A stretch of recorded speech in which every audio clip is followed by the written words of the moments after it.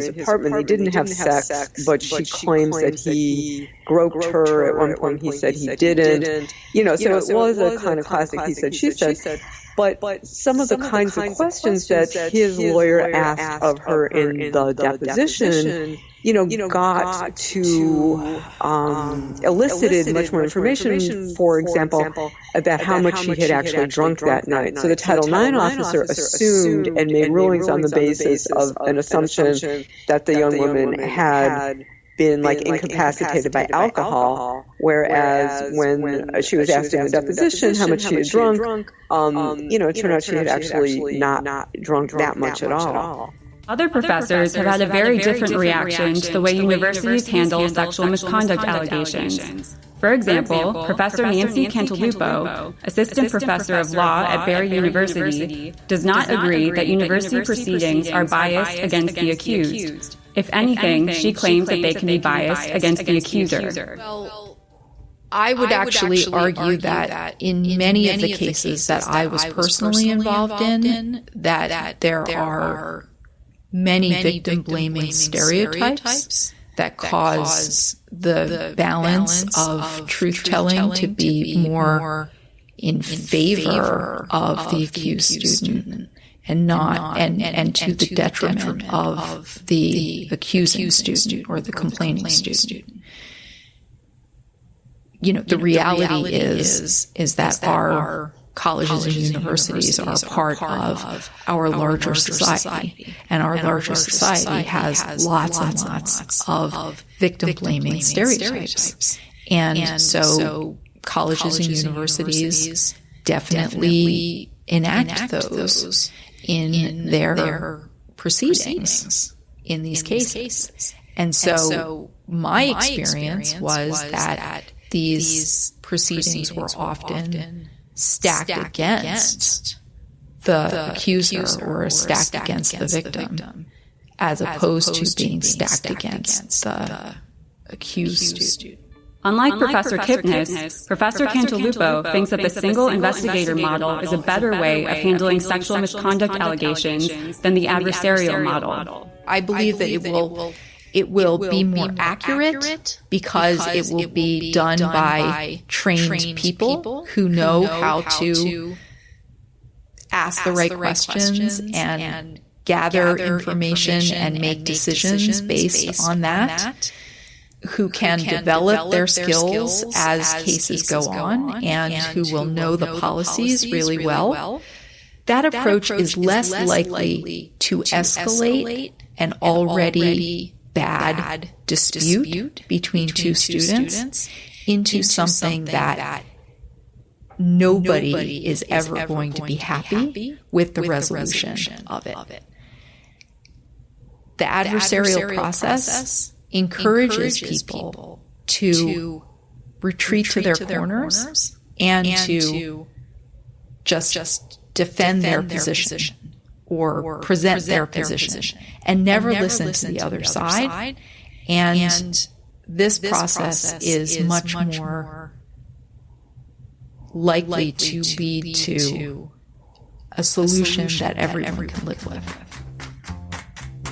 This episode of Briefly, a production of the University of Chicago Law Review, was produced by Catherine Running, Tom Malloy, and John Tinkin. Music from bensound.com. Special thanks to the entire online team, including Grace Bridwell, Tom Garvey, Noelle Ottman, and our editor-in-chief, Pat Ward, and executive editor, Kyle Jorstad. Thanks for listening, and be sure to check out parts 2 and 3.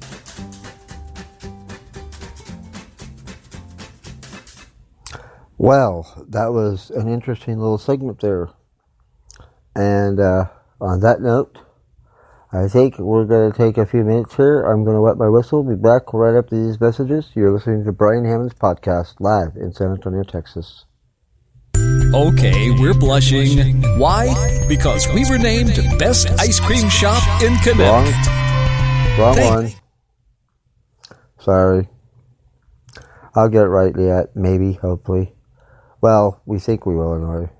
No shame, no blame. It's a powerful message, and our motto, Lice Happens, is a professional mobile lice removal service that provides safe and effective removal of head lice and their eggs in the comfort and privacy of your own home. Our passionate, highly trained specialists are subject matter experts and have successfully treated thousands of satisfied families. Through our comprehensive approach, combining thorough, meticulous combing with our effective, non-toxic products to remove lice and nits, we educate and empower families so they can outsmart head lice in the future. Our goal is to get lives back to normal quickly. At Lice Happens, thoroughness and efficiency are optimized through the use of the best tools, products, process, and technique in the business. We guarantee our work the first time, and we show you how to be in control of head lice going forward. We're not looking for repeat customers. Our team would love to help you and your family. We're here 24/7. Call the number at the bottom of your screen to learn more about Lice Happens treatment in your area. Are you looking to be cute this holiday season? Are you in the mood for a kinky, curly look or more body wave? Maybe silk straight is the look you're going for. We have it all at Be Cute Luxe Hair Boutique. Be Cute comes in approximate 4-ounce bundles, curly, straight, or wavy, ranging from 8 inches to 28 inches, delivered to your doorstep. Go to www.becute.com and take advantage of our specials. Buy one bundle, get another half off. Buy 2 bundles and get a third free. Or buy 3 bundles and get a free closure piece. Go to www.becute.com, www.becute.com, or call 877-71-BQUTE. And we're back. Right after my little goof up on button pushing the wrong buttons, but anyway, that's another story. You're still listening to Brian Hammond's podcast.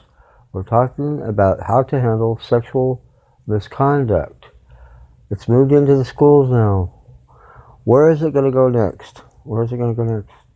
I mean, there are victims all over the place.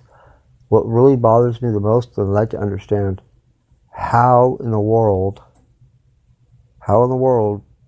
can you expect anybody to come forward knowing the fears that are already in place?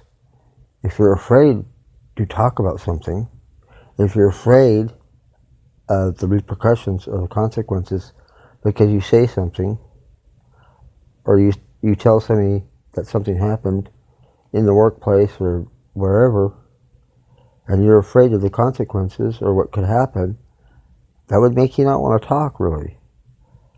But I think it's time for people to start talking. I think it's time for the truth to start coming out. I think these people need to face the music now. They've done wrong. They've done it against your will, against what you believe, what your moral backgrounds are, what you stand for.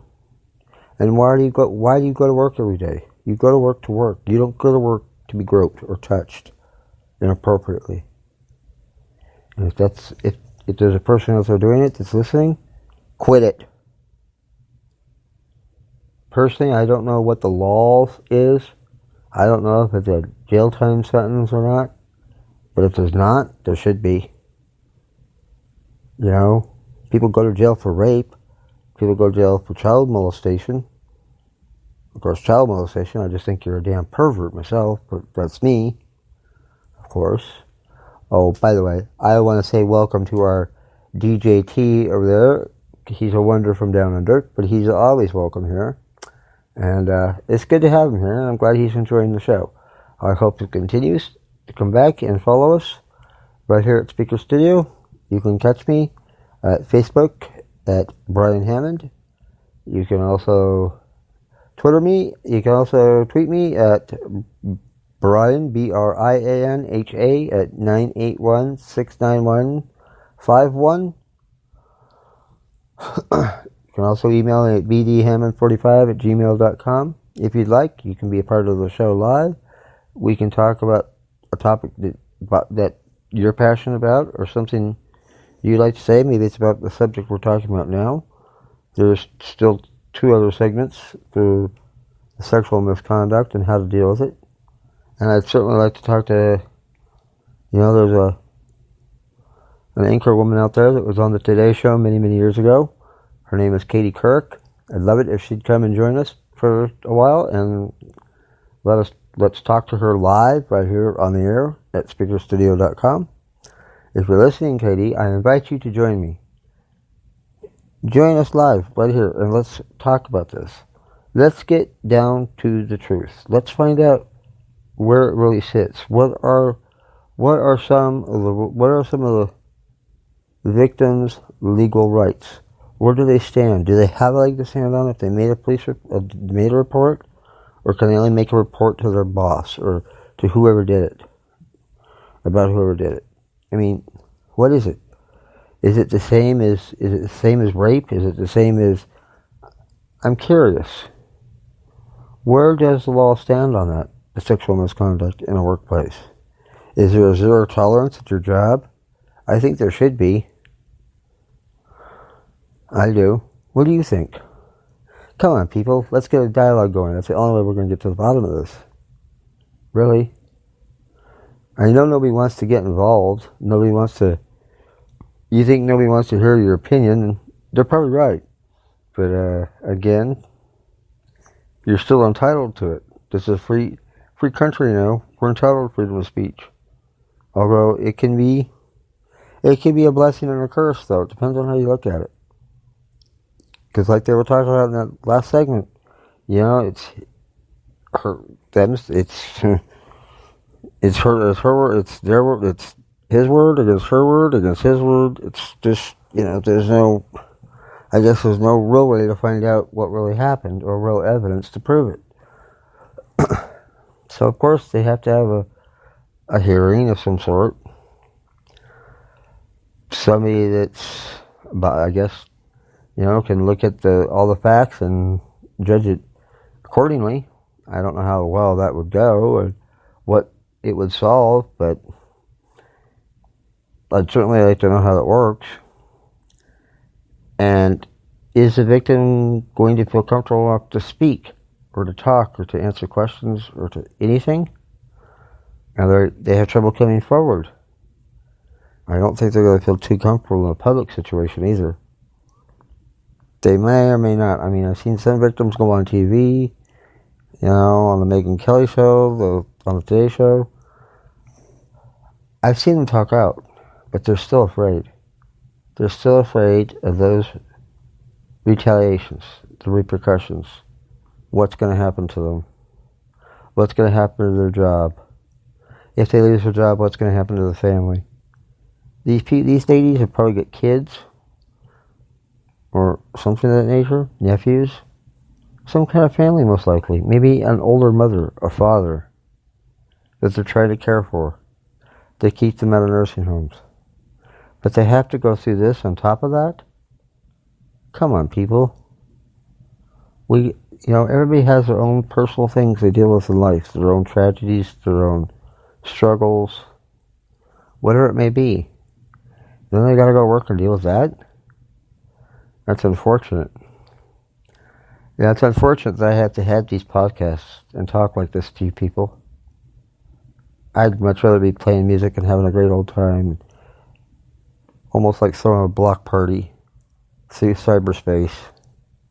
But see, I can't do that when this is going on. There's so much to know, so much to learn, so much controversy about it. So many he said, she said type things. So many things that I don't personally understand about it. I do know it's wrong, and I do agree with the ladies that it's wrong. I don't think it should happen. I think whoever's doing it, man, woman, whoever, should have their hands chopped off and shoved up their nose. Literally. I'm sorry to be like that. I'm not trying to be disrespectful. Then again, take it how you want. I'm not trying to start controversy or belittle the idea of this situation, because it's serious. It's very serious. This isn't a joke, ladies and gentlemen. We need to get serious, man. We're going to get serious about this. This is ridiculous, people. You have no business groping or touching anybody in the place of business or at work, period. Whether you're a male, whether you're a female.